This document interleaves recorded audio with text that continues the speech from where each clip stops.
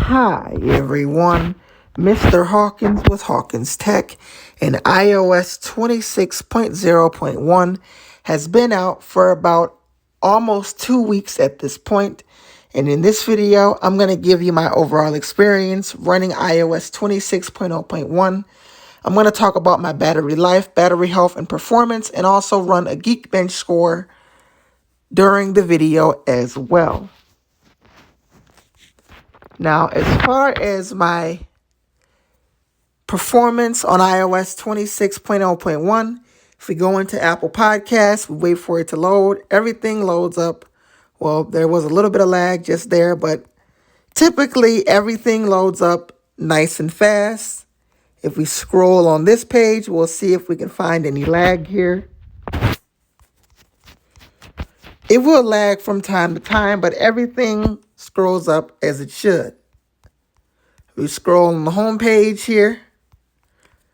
I don't see any lag here. If we scroll in the app library, there was a bit of a stutter there, but if we scroll in the app library here, some of the apps do have to fill in. I don't see any lag here. It performs exceptionally well. But again, it will lag from time to time. There will be some small lag here and there.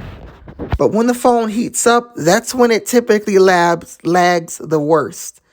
As when this device heats up and gets over hot, that's when it lags terribly.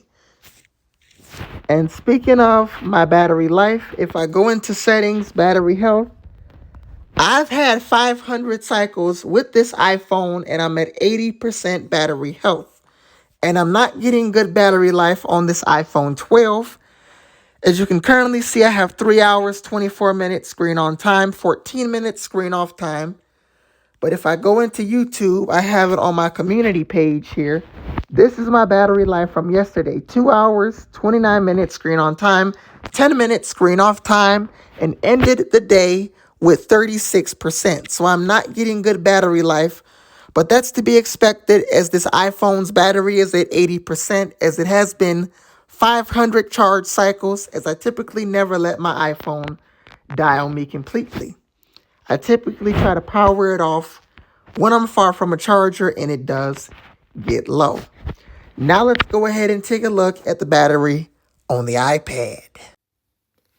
Taking a look at the battery on the iPad, if I just resize the window here. If we go to the iPad's battery health, or it doesn't have a battery health section, but a battery usage rather. I've just started using this device and I've had 1 hour, 9 minutes screen on time, 3 minutes of screen off time, and I'm currently at 92%. So about the same as my iPhone. Occasionally when I am leaving this device on and letting it idle, it tends to go down pretty quickly. But I don't typically bring it out as much as I used to test how battery life really is.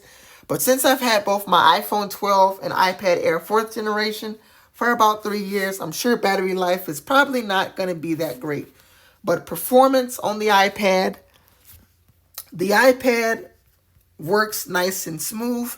If we test out the new windowing system in iPadOS 26, I did not know you can press and hold on the traffic light buttons to resize different functionalities for the window.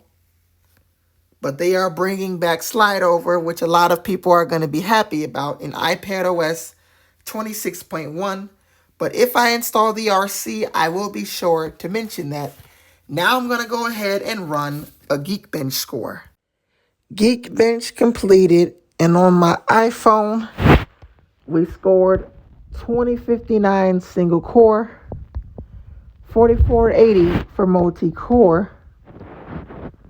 And if I take a look at when I ran it last week, I scored 2069 single core, 4138 for multi-core. Here it is on my iPad. Taking a look at it. We scored 2168 or 2128 single core, 5136 multi-core. And if I take a look at last week, when I ran this, I scored 2118 single core, 5017 for multi-core. As far as what's next to expect from Apple, well, I would expect iOS 26.1 Beta 3.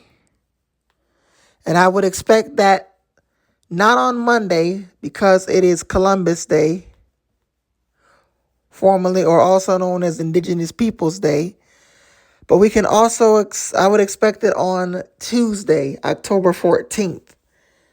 Now, initially, I was going to install iOS 26.1 Beta 3, but I'm going to just stick with the RC for now. And that we can expect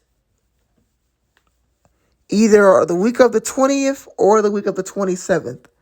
If it is the week of the 20th for iOS 26.1 RC, then I will be installing the update when that comes out.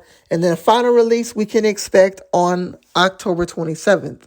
However, if iOS 26.1 Beta 4 comes out on October 20th, then we get the RC the 27th.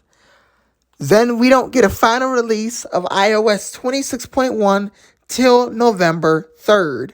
Whenever it comes out, even if I'm running the RC, I will have a what's new video for all of the new features in iOS 26.1. They have updated some features. Every part of settings you go into, every sort of menu is pushed to the far left now in iOS 26.1. So I'm going to cover all of the new changes to Liquid Glass and different things like that in iOS 26.1. I'm Mr. Hawkins with Hawkins Tech. And if you enjoyed this video, make sure you like, comment, and subscribe. I will see you guys in the next video. Peace.